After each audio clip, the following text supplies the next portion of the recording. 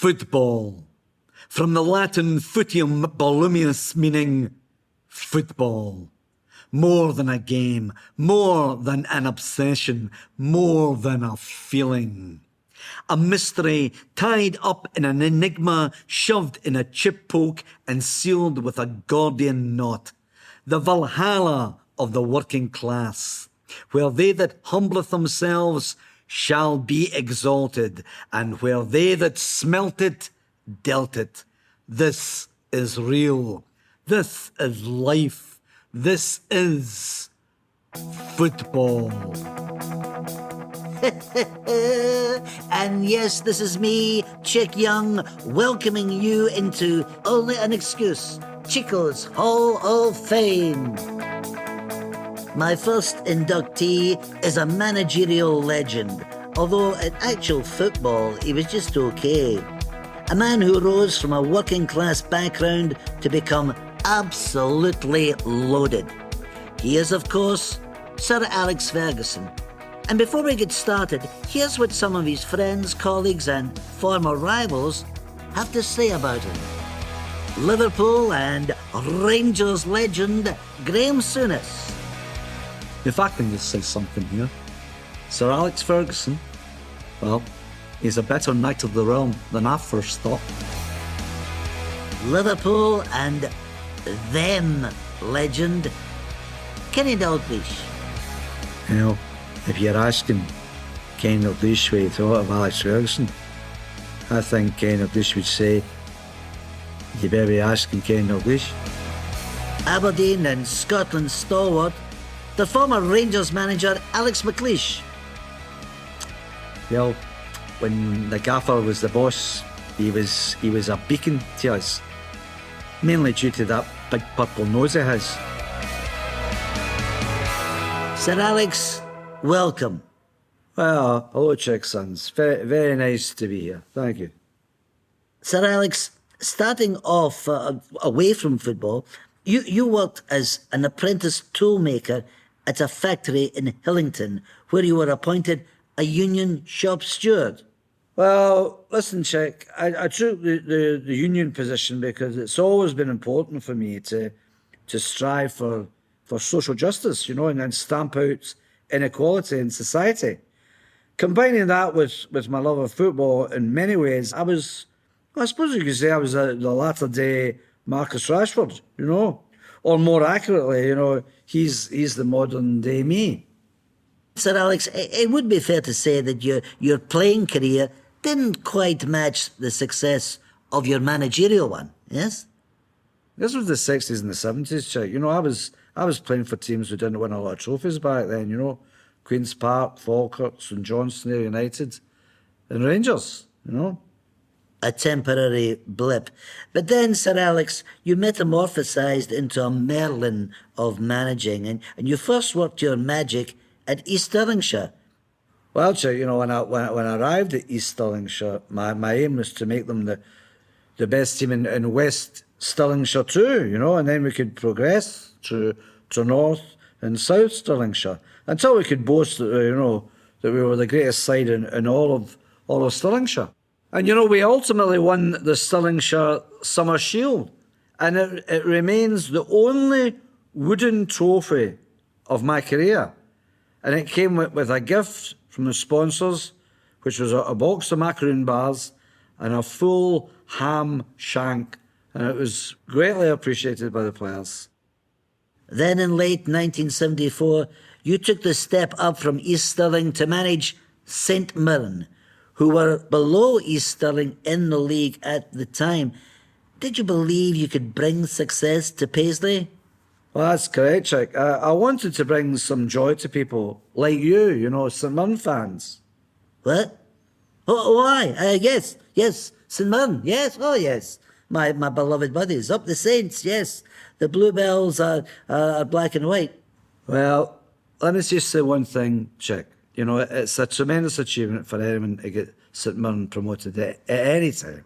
You know, and in that first season in the Premier League, I steered the side to the heady heights of just a wee bit clear of the relegation zone. And that was the result.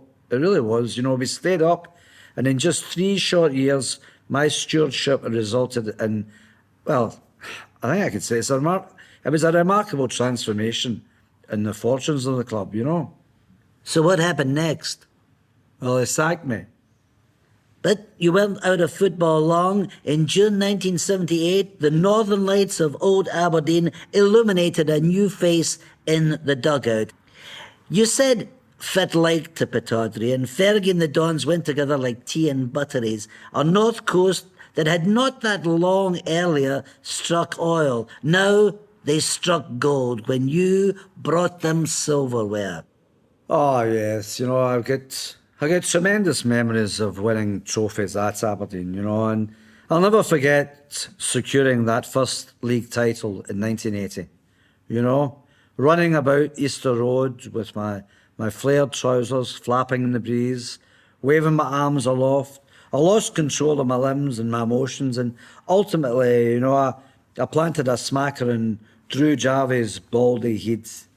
One of the star players in your Aberdeen Glory team of the 80s was Gordon Strachan, and I believe we can hear from Gordon now. One word to describe Sir Alex Ferguson. Fergie. Aye. Did we win a lot of trophies together? Aye. Did we always see eye to eye? No. But then I didn't see eye to eye with many of my managers, unless I was standing in a box. Well, you know, it's wonderful to hear from wee Gordon there, because he was a brilliant player. He really was. He was very provocative in the park, and he wouldn't be satisfied unless he'd wound up the opposition players, you know, the opposition fans, and the stewards, and the ball boys, and the post-match interview. Yeah, you know, and never underestimate, you know, the value of a pesky wee ginger nyaff. Alexander the Great wept when there were no more worlds to conquer. But after conquering Scotland, Alexander Ferguson set his sights on new frontiers.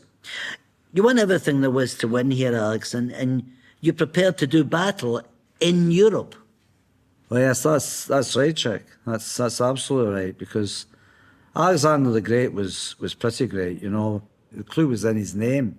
But you have to remember, you know, Alexander the Great, he never won a European trophy with Aberdeen, you know. Yes, the Dandy Dons were singing in the Swedish rain as Aberdeen routed the mighty Real Madrid 2-1 after extra time in Gothenburg in 1983 to lift the European Cup Winners' Cup. Can you remember how you felt when the winning goal went in? Yes, I can actually see it now in my mind's eye, you know. Peter Weir played it over the line to Mark McGee in the left. It was a marvellous cross from Mark, and it hung in the air forever. And super sub John Hewitt leapt like a salmon, hovered like a vulture before connecting with a wrecking ball and heading the ball home. Sir Alex, I think the people would want to know by asking me to ask, were you ultimately simply too talented for Scottish football? Chick, when reflecting upon my career and achievements, there comes a point when you have to get out your own trumpet and give it a toot.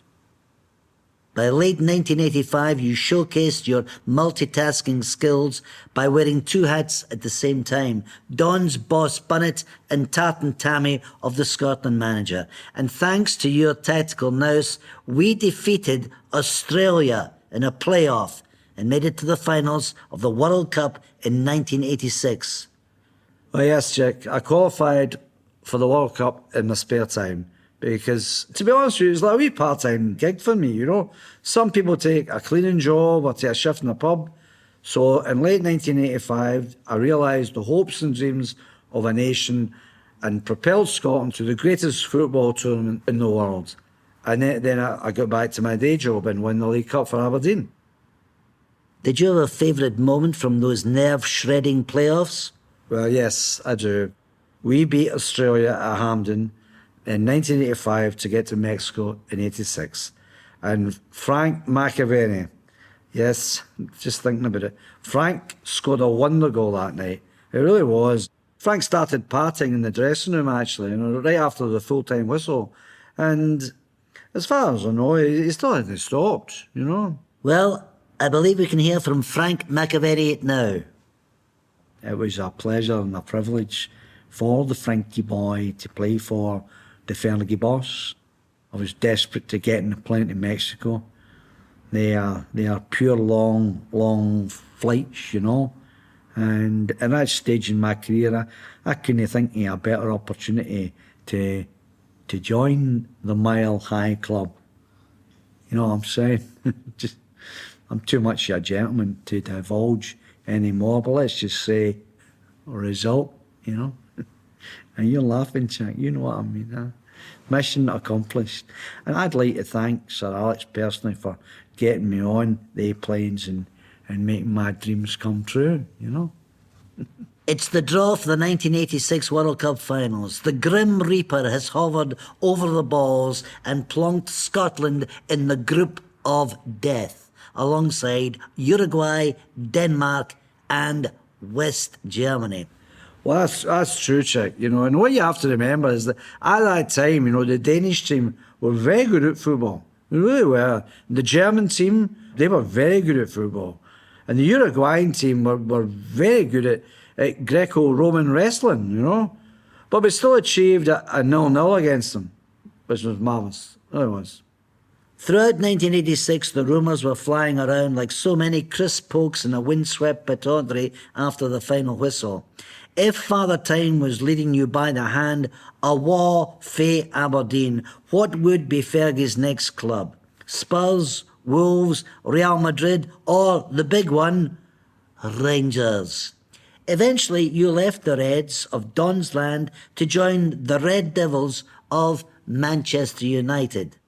A wee reminder that you're listening to Only an Excuse, Chico's Hall of Fame.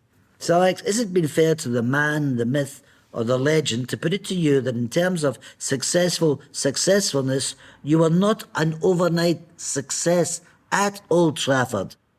Well, you know, I wasn't proud, Chick. You know, I'm not proud of some of my early results at Manchester United. I wasn't, as you say, I was not an overnight success. No, there were many years of overnights before that success finally knocked on the door, you know. Totally sensational. Alex, throughout your time at Manchester United, you bossed English football like a boss. The stats speak for themselves. And when they speak, those stats say over 26 years at Manchester United, you won 38 trophies, including 13 championships, 5 FA Cups, 4 League Cups, and 2 Champions League trophies. Not forgetting the World Club Cup, numerous charity shields, and a #1 single with Status Quo. Come on, you Reds. That is some roll of honour. Well, you know, Chick, credit where credit's due, so I'll take all the credit, you know, as I'm due it. One of your greatest strengths at Old Trafford was your ability to update your team. And one player you propelled to utterly sensational heights is the one and only Wayne Rooney. Yes, Wayne Rooney, yes.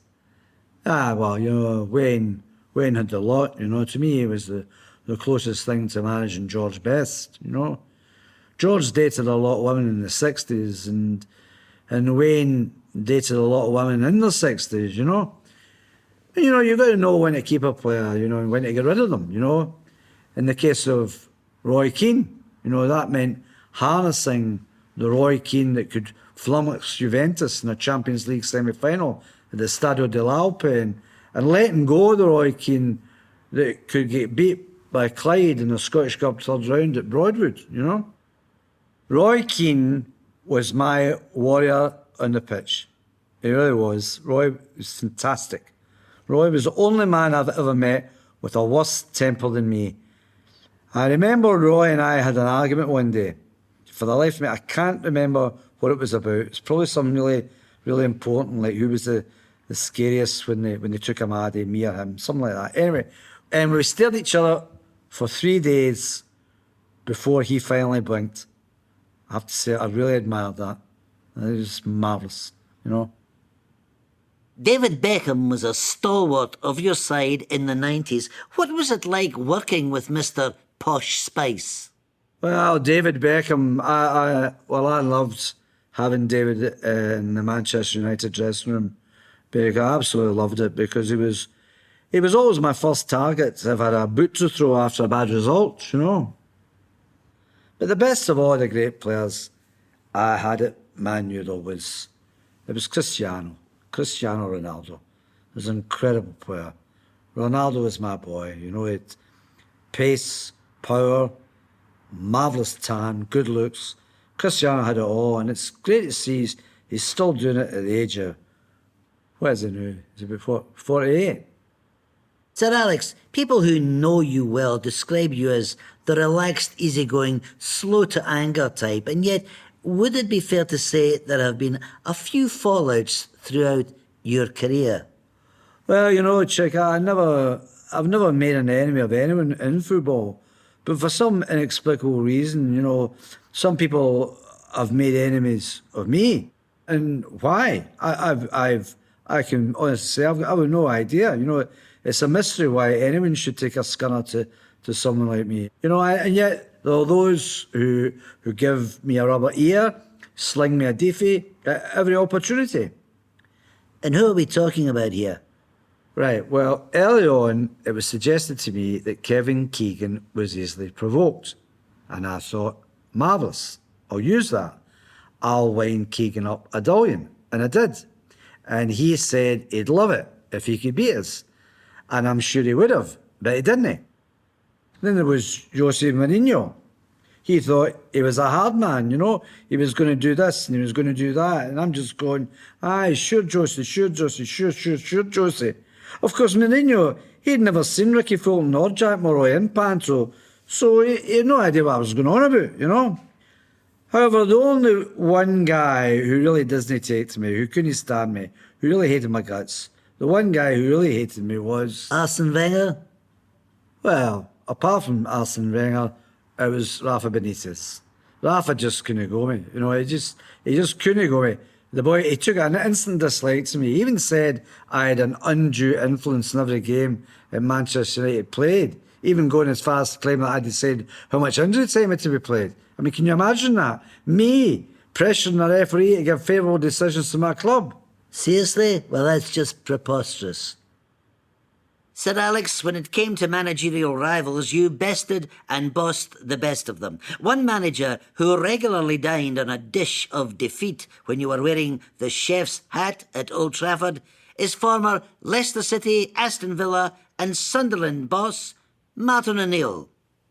No, seriously, I mean it. I really do. I learnt an awful lot from Sir Alex Ferguson. I studied the way he motivated his players. I listened to his team talks, often because I could hear them from the away dressing room, you know, even when that dressing room was at the other end of the stadium, you know, separated by several thick breeze block walls. I could still hear every word of his tirades. Ah, Martin, he's a smashing lad, that Martin O'Neill. And I have to say, you know, I hold him in the highest regard. I really do. You know, once upon a time, people spoke about Martin as a successor to me at Old Trafford. And, you know, looking back now, I can honestly say he could have done a worse job than some of the clueless clowns that have been in the job since I left, you know. And I mean that as a compliment. Sir Alex, if we were to dwell on all your glorious victories at Manchester United, we would be recording this until 3021. But if you could single out just one game, what would that game be? It's a good question. Right, well, if I was to single out one triumph that I particularly enjoyed, it would have to be my first Champions League win at the Nou Camp in 1999. The European Champions League is so special. It's a tournament for Europe's champions, and we'd qualified that year for finishing second to Arsenal the season before. And so the end of an era. All great artists know when to call it a day. Picasso must one day put down his canvas, Baryshnikov hang up his barry pumps, and Colonel Sanders lock away his spice shaker. In 2013, you ultimately decided to step away from the hot seat at Manchester United. What would you say was your legacy at the club? Well, you have to lead from the front. And yes, we won titles and cups domestically and internationally, but someone has to be responsible for that success. And that was me. Everything the club did was all down to me and me alone. And the appointment of David Moyes as your successor? Oh no, that was a bold decision. A wee reminder that you're listening to Only an Excuse, Chico's Hall of Fame. And away from the sound and the fury of the day-to-day running of a football club, you've taken time to write several books. Words are something that have always interested me. I've always used words, to communicate. And it was a particular source of pride to get squeaky bum time into the Oxford English Dictionary. Let's talk in more detail about your literary proclivities. Well, I'm sorry, Chick, but my proclivities are my own business. I mean your writing. Oh, aye. My first book was my autobiography by Sir Alex Ferguson. And honestly, see the trouble I had come up with a title for it.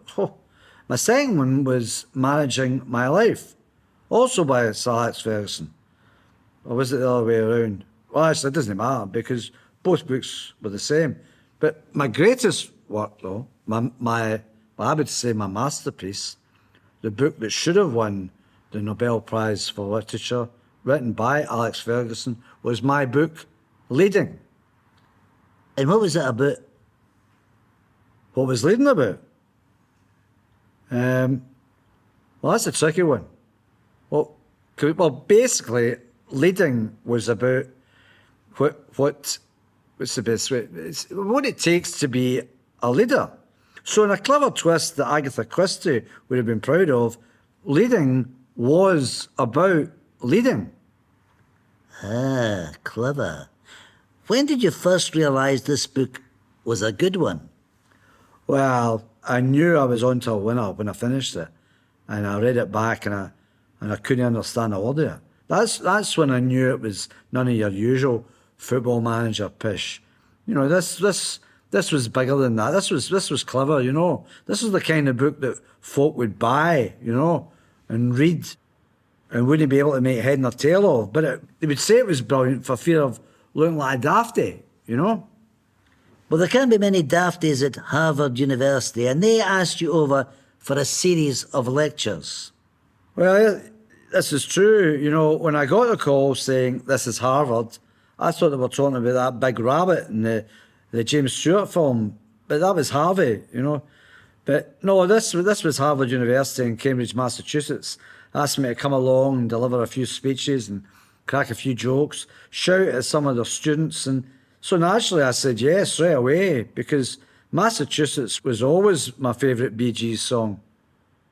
Sir Alex, if I was asked to come up with one word that summed you up, then that one single magical word would have to be very proud. But I'm sure the fans would like to know by wanting me to ask, of all the things you have experienced, which proud thing gave you the most pride? Well, that's a tricky one. But if push comes to shove and shove comes to a severe dunt, I think the proudest moment of all was when Henry McLeish, the then First Minister of Scotland and a former professional footballer with East Fife, as he was never done telling me, he says, Alex, Scottish football is in a terrible state. It really is. And we just can't keep on ignoring the findings of Ernie Walker's think tank.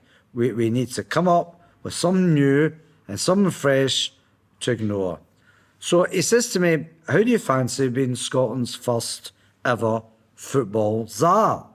What an honour. Absolutely. Because, see, czar is the Russian word for Caesar, right? Now that's Caesar as in leader, no Caesar as in the dog food.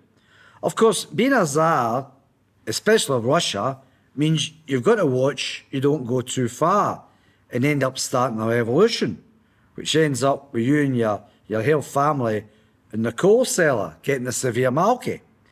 And czars, you have to be very careful who they hang about with, because see, the czar's wife, the Tsarina, she made a big mistake, and she started hanging about with Rasputin, Russia's greatest love machine. There was a cat who really was gone. To finish off, Sir Alex, I'd like to move from the past to not quite the future. In other words, the present, to talk about the here and now for those who are most precious in your life. Away sauces. The fans, some of whom have sent me questions to put to you right now. And our first question was sent by post from a Davy in Stenhousemuir. And he asks, Sir Alex, can you explain the new penalty kick rules? Oh, yes. Well, basically, if the ball hits the hand or an arm of a defender in the box, even if it's accidental, even if his arm is by his side or across his chest or protecting his homos at a free kick, it's a penalty. Simply put, this new rule brings the rest of football into line with Manchester United. Sensationally put. This next one came in via social media from Don's Man Stand Free Red Army at AFC for Life. No clue as to who he supports. Anyway, he asks, even though you are retired, do you still keep in touch with previous clubs?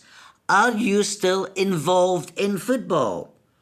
Oh, yes, very much so, because in my retirement, I remain accessible to my old friends in football, I mean, if the phone rings and it's Manchester United, I'll gladly share my considerable wisdom and experience in a range of matters. If the phone rings and it's Aberdeen, I'll readily provide inspiration and encouragement. And if the phone rings and it's St Mirren, I'm no in.